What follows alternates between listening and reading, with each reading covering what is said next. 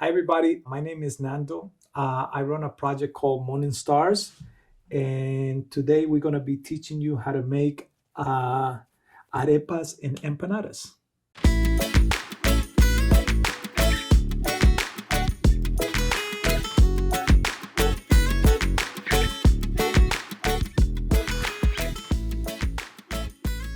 In your package, you're going to get some masa and some corn.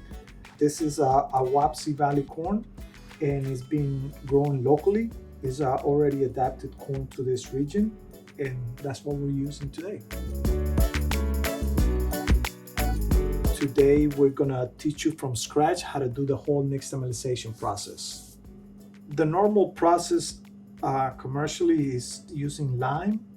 I was taught to use wood ash, so I'm gonna show you how to use wood ash because we burn wood here and we have wood ash.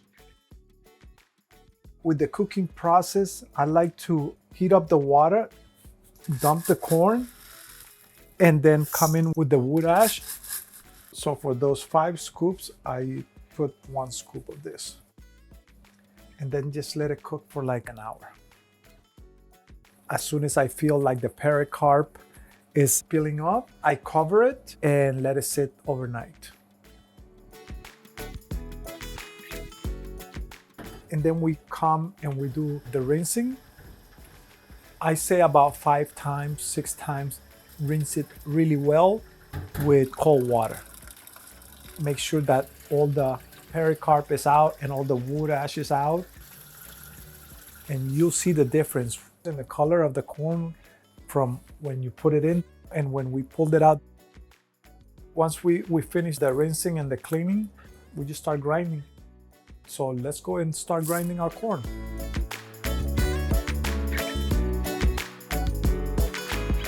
So after the washing and the rinsing of the corn, we're gonna do the grinding. Yeah, the molino is like, this is something that every household has in Colombia because that's how we make a lot of our food. If we want to ground beef, if you want to ground corn, yuca. This is the hardest part, especially by hand. You can see that's what comes out, the masa. And that's what we use for the arepas and for the empanadas. You can make all these tamales, tortillas, pupusas, arepas. Everything is from this. This is the key for everything. And this corn has been like the best that we've been able to get here in Vermont that's locally grown. There's a couple of farms growing it now. And UVM has been doing some tests with it.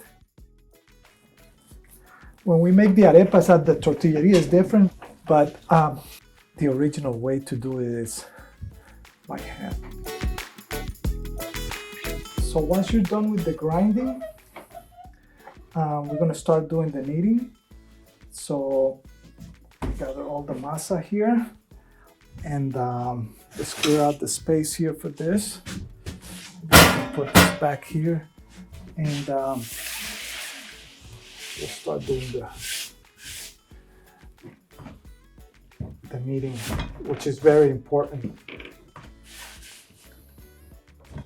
If it's a little too dry because time and evaporation, then you just add up a little water, and that will help with the kneading. It gets softer the more you knead it. You see it? It's like Play-Doh. You can see the difference between that and this. Once it kneads, it's softer. You can feel it just starts getting softer. You knead the masa until you feel that it's malleable and that it's consistent and that it's kneaded. So we got two batches here. We're gonna do one with lard and the other one with butter to get the difference of the flavor. So Some people like butter, some people like lard. There's a proportion for it. It makes the masa softer and it just gives it that nice flavor. Corn with butter is so good, you know, just the flavor of it. What I'm gonna use some salt here too.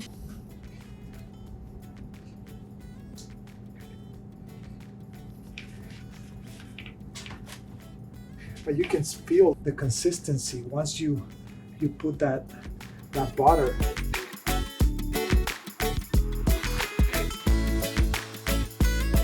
And then you just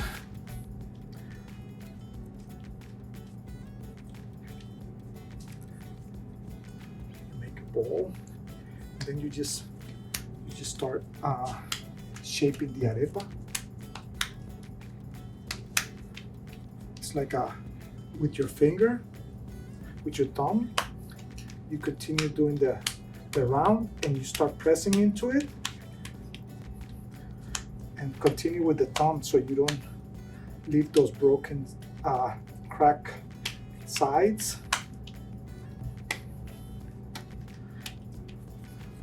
Flip it.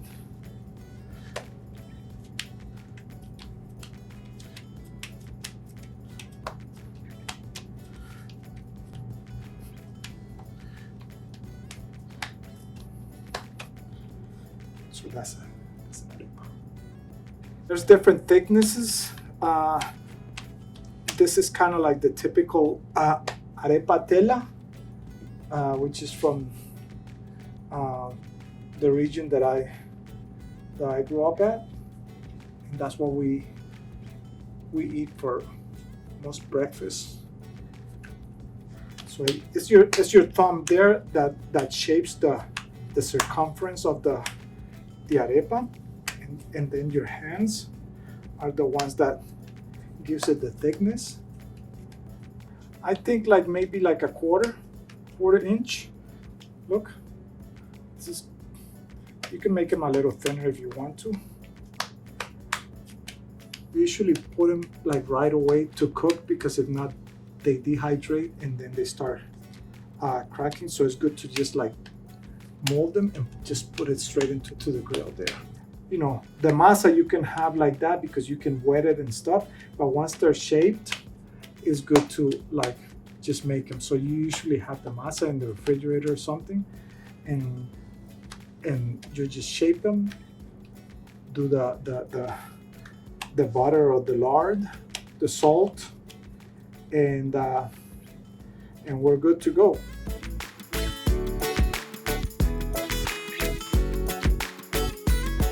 Yeah, I like them like in a low setting like that, so they cook slower.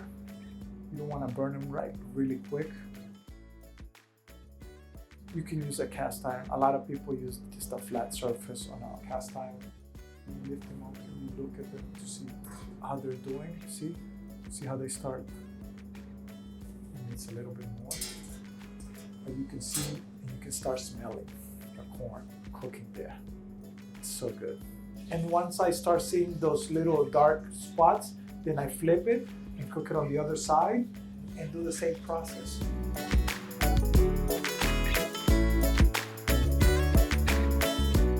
A topping for the arepas is called hogao, which is like a typical sauce that we always have on our table in Colombia. I like to make it with scallions and tomatoes, and it's basically sauteed onions and tomato and salt on olive oil, sauteed in a low heat for about 15-20 minutes, and this is what you get. It's called hogao. So there's different ways to do your masa, and one of them is with the lard. So we have some pork lard here, and you don't need as much as the butter, but it gives it this special flavor. I don't know, I love pork. So this masa you can use for a lot of things. For tamales, pupusas, tortillas, arepas. I like empanadas.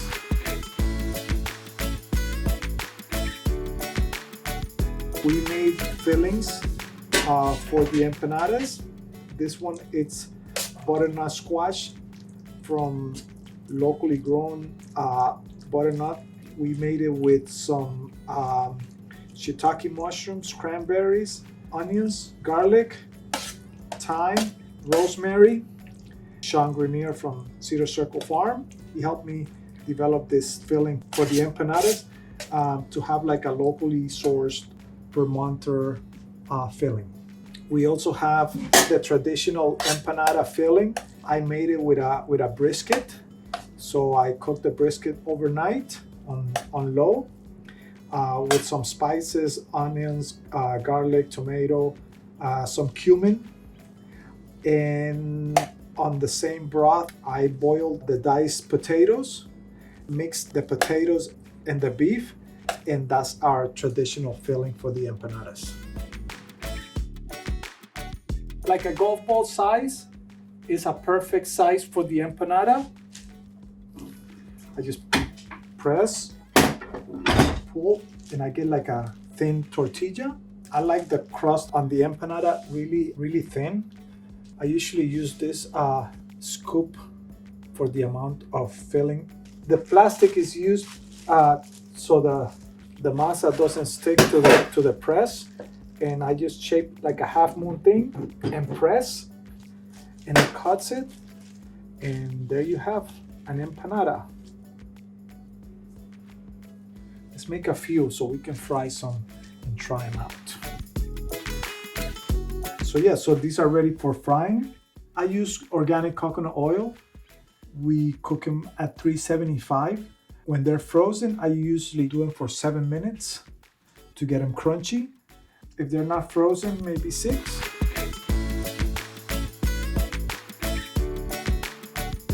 The typical way to eat them is with a cilantro hot sauce, which is cilantro, onions, peppers, some apple cider vinegar, salt, and lime. Well, I'm making it in my cart, so I put the cheese and stuff, and I put the little cup on top, and they melt really well. But you be creative. So I usually put a little bit of ogao here in the middle, and that's our arepa. And these are our empanadas.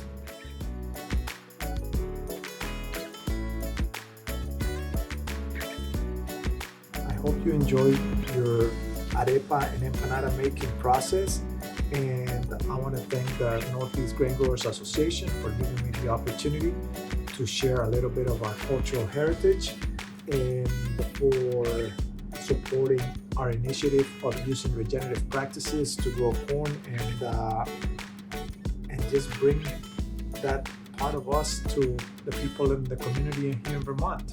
If you want to find out more about Moon and Stars, you can go to moonandstarsvt.org. Enjoy them. Thank you.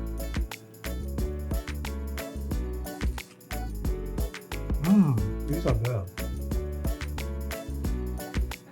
Not for real.